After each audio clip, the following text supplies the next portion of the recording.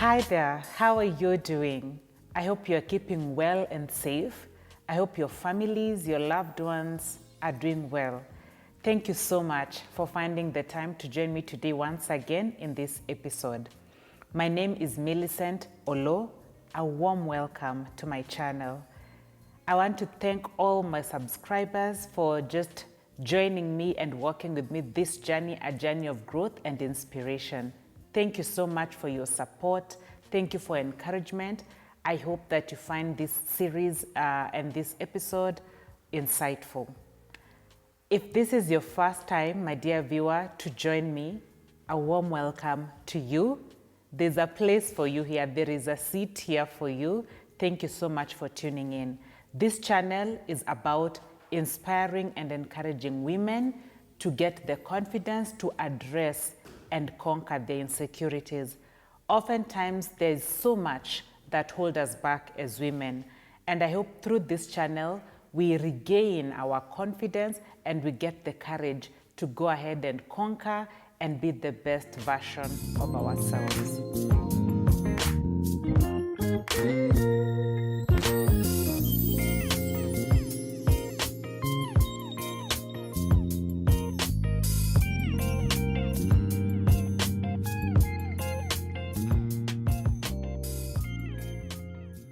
So in today's episode, I continue with the 5-part series that I had started on anger and resentment. I just thought that it would really be important to talk about this subject because it affects us in so many ways. So in today's episode, I'm still focusing on why is anger a problem? So remember, from the previous episodes, we have been saying that anger is an emotion, and at one point or another, we are bound to get upset. We are bound to get hurt by something or someone. But the issue is, how do we respond? That is what matters. Anger affects us in so many ways. And today I will look at just how it affects our thinking, how it affects us at the workplace, and definitely how it affects us at the family setup at home. I don't know, but when you're angry, have you noticed, or maybe you have experienced this, I think we become irrational. Sometimes when we are really angry, we are not able to think. And that is really what happens because anger is at the heat of the moment. And like I said before in the previous episode, it's just a reflection of other underlying issues. So anger can really affect your thinking. It can affect your memory. When you're really angry, you find that you're really just striving to put a case for your anger and why you are angry. And so you have selective memory. You only look at the issues and things that prove your point. And most of the time when we are angry, it's very difficult at that moment to be objective. So anger can really affect your memory in the sense that you only remember the things that, I don't know, things that just help you to continue being angry. It's very rare that you will be objective and look at things that help you to be rational. When you're angry, it puts us in a state of, pointing fingers. And of course, rightfully so, because someone has hurt you or something has happened. And so your expression is towards that thing or that person who has hurt you. So it's mostly accusatory, it's mostly pointing fingers, and rarely in that moment do we see, what about me? How have I contributed to this? So whenever we are angry, we lose focus on the facts. You lose focus on the facts and maybe even on the truth because your judgment is clouded. You're full of emotion.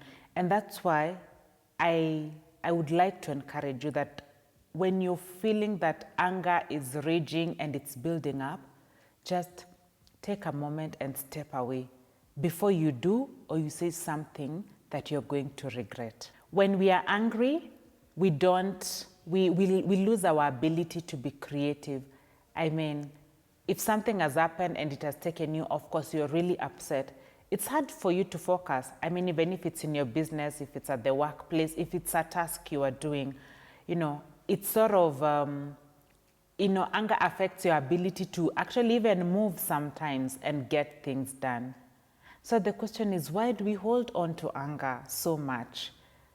And that's why I'm really doing this series, so that we can be aware of just how serious a problem anger can be, how it can affect our lives, so that, my beautiful ladies, we don't hold on to anger too much. You remember what I mentioned in the last episode? You can be so mad, you can be so angry at me, you can be so angry at someone, but the more angry you are, imagine the more it's eating you up. It does not matter how much mad or how much angry you are at your children, at your spouse, at your colleagues, it eats you up. And that's why, my beautiful ladies, I hope by the time we are finishing this 5-part series, you'll have picked something for yourself, so that you don't hold on to anger for too long, so that we find ways to deal with it and address. And I'll get to that as we wind up this series, maybe in the when we're doing the 5th episode. So let's not hold on to anger too much, because at the end of the day, it eats you up. Anger can really affect our lives. I can relate. I'm sure you can too. There are moments we've made decisions. At the workplace, is there a decision you have ever made at the workplace that you regret? And maybe it's something you did out of anger. You see, the points that I've just discussed a while back, these are some of the issues that may make us compromise our work or even just lose our jobs. I mean, if your anger makes you to not be objective, to start accusing people, you're not able to focus on your tasks, and so on and so forth, I mean, you end up doing things you regret. It could be something you've done and maybe targeted at your boss or some colleagues, or you ended up doing something that actually costed you your job. So, my beautiful ladies, let us be aware that anger can really make us make us do things that we regret. So what good or what use is it? You've worked so hard, my beautiful lady, to earn your career, to be where you are. And just because you let anger get better of you, you end up losing your job. Then what? Just try to think of the consequences. So you lose your job, then you can't pay your bills, then you get into debt, and then more depression. Why? Maybe because of just one incident where you took a drastic action. Maybe you ended up being abusive at the workplace and that cost you your job. Maybe you ended up accusing colleagues and people of things that they never did, only eventually to come and learn that that was not the truth, but it costed you your job. Why? Because we were not able to manage our anger. So let us just be aware that anger can really push us to levels where coming back might be a bit challenging or might really affect so much. Now, finally, I want to talk about anger at home. I've seen, and I'm sure you've also been seeing a lot on the news, if you're in Kenya or even just wherever you're watching me across the world. Families, people are committing suicide, others are killing others. I mean, parents are not patient with their children, disowning their children. Children are not patient with their parents, fighting over family property and, killing your own parents. There is so much anger in the families. And maybe at some point we should really talk about, what's going on in our families. Why are we so insecure in our families? A family is a place where you're supposed to feel safe. For children, a family is a place where you should find that comfort from your parents, from your siblings. But we are fighting each other. We are fighting our siblings. We are fighting over our parents' wealth. I mean, they worked so hard to earn that. I mean, why are we so angry and bitter? But this is our reality. Because we are not able to control or manage our anger, we do things that we end up regretting. In marriages and in relationships, again, a spouse cheats on the other, or your partner cheats on you, they are unfaithful. We've seen a lot of this on the news. Then what? you killed someone because they cheated on you. And my beautiful ladies, let me ask you, what is your worth? Just how much do you value yourselves? And also for the men or the man who is watching me out there, I mean, you're in a relationship, you're not happy, and this lady or this man, whoever it is, hurts the other person. Is it that bad that we end up doing this, we end up committing these crimes? Why? Is it worth it? At the end of the day, someone commits suicide, you murder your spouse, your girlfriend, your boyfriend, and then what? Does that help to solve the issues in the relationship? Does that bring you joy? I'm sure at the end of it all, we regret. And then when you look back, you realize it was at the spur of the moment. And maybe all you needed to do is just get a hold of yourself and walk away. I'm really saddened just seeing, couples who are my age, just young couples, just taking away lives, their children, their families because of anger. So anger is really eating up our families. Anger is just literally burning our families. But why? I mean, people, we need help. And I'm here to just say, you don't have to have solutions to, all your problems.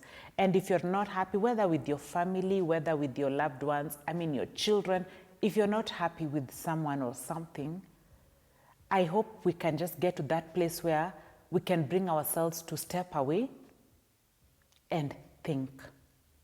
Step away and even just ask for help before we do something that we regret. So the thing with anger is that anger really clouds our judgment.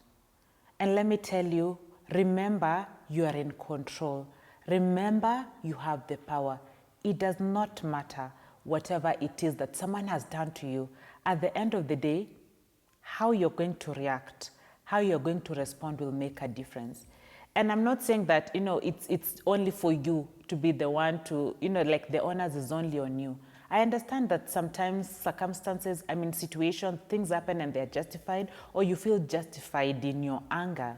But what I'm just trying to say here is, at the end of the day, take a step back, because the action you take will have consequences. And remember, it will affect you. As much as you're really angry at the other person, remember anger, when it comes to anger, you are at the center, And when you say that anger can really eat you, I'm telling you, anger can really eat you and literally burn you alive. So let's not allow for this anger to extend and reach a place or a point of no recovery. Remember, you have control and we need to regain this control. If you're really angry at your spouse, if you really found your spouse doing something that is unforgivable, and I don't know if, I'm not here to judge, but if you really feel that it was that bad, then just take a step back, walk away. Your life is so precious, and just knowing that anger will eat you alive more than it will even affect the other person, I hope this awareness helps you to know that there is something you can do and you can do it differently. And in the next episode, this is what I'm going to focus on, because I know we've been talking a lot about anger, and just, be aware of the consequences that can come out of it. But also, is there something you can do? And the answer is yes.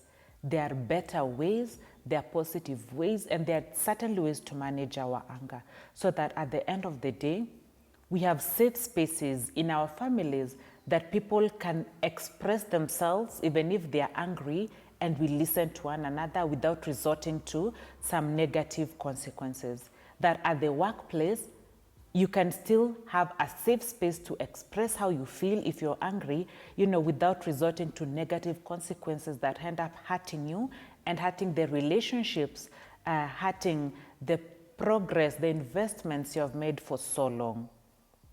Can you imagine the investments you have made in your business? You have built a brand, you have built an empire.